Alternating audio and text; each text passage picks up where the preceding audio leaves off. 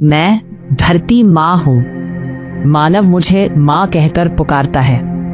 मेरा जन्म मानव के जन्म से बहुत पहले हुआ था, इसलिए मैं उन सारी कहानियों की साक्षी हूँ जो कभी किसी किताब में नहीं लिखी गई, न किसी मनुष्य की जुबान पर आई।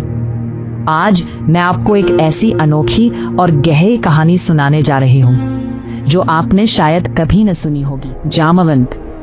वो नाम सुनते ही मन में एक पुरानी, गहरी, दिव्य छवि उभर आती है।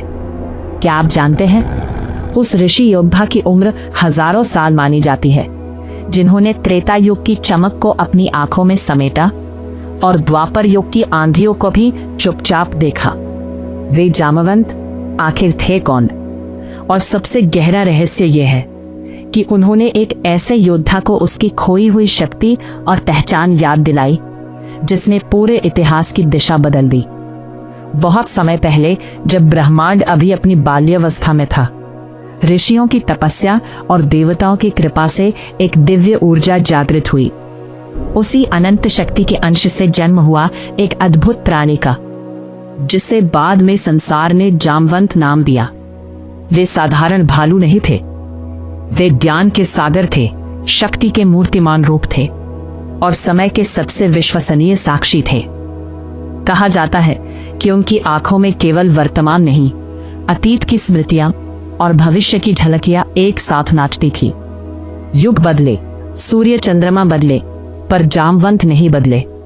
त्रेता युग बीता, रामायण की महान गाथा समाप्त हुई, धरती पर द्वापर युग का आगमन हुआ, कलयुग की शुरुआत की आहट भी आने लगी थी। फिर भी जामवंत वन की गहराई में, एक प्राचीन गुफा में शांत और जागृत बैठे रहे। एक दिन द्वारका नगरी से स्वयं श्री कृष्ण उनके पास आए। नील कमल के समान उनकी छवि, मंद मुस्कान और आंखों में अनंत ब्रह्मांड की चमक। कृष्ण बोले, हे जामवंत, आपने अनेक युगों की सांसें ली हैं। अब समय आ गया है धर्म की सबसे बड़ी और सूक्ष्म परीक्षा का। जामवंत ने शांत स्वर में उत्तर दिया, प्रभु, मैंने युद्ध देखे हैं, विनाश देखा है, पर इस बार जो आ रहा है वो युद्ध से भी बड़ा है। ये परीक्षा है सत्य को पहचानने की। उसी समय एक रहस्यमयी रत्न, श्यामंतक मणि का विवाद पूरे आर्यावर्त में फैल गया। कुछ लोगों ने कृष्ण पर आरोप लगाया कि उन्होंने मणि छिपा ली है। सत्य छिप गया था, अंधकार फैलने लगा था। जामवंत उस गुफा में बैठे थे। जब कृष्ण उनके समक्ष आए तो जामवंत ने उन्हें पहचानने से इनकार कर दिया। वे बोले, तुम कौन हो? इस मणि का दावा करने वाले कितने आए? मैं किसी को भी विश्वास नहीं कर सकता।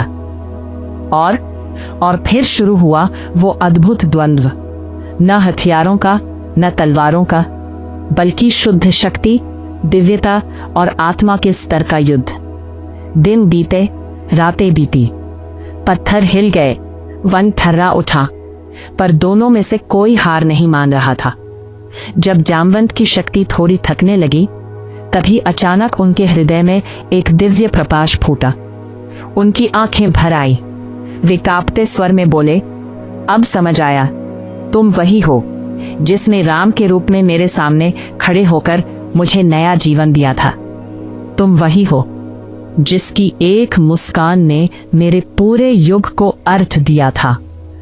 आंसू उनकी आंखों से बह निकले। जामवंत तुरंत झुक गए और श्री कृष्ण के चरणों में प्रणाम किया।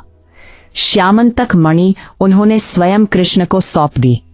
कृष्ण ने मुस्कुराते हुए कहा, हे जामवंत, तुमने सत्य की परीक्षा पास कर ली। तुम सिर्फ योद्धा नहीं, तुम काल के साक्षी हो, धर्म के सबसे पुराने और विश्वसनीय संरक्षक हो।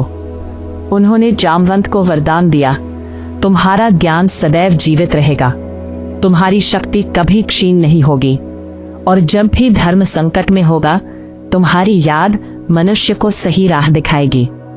जामवंत मुस्कुराए।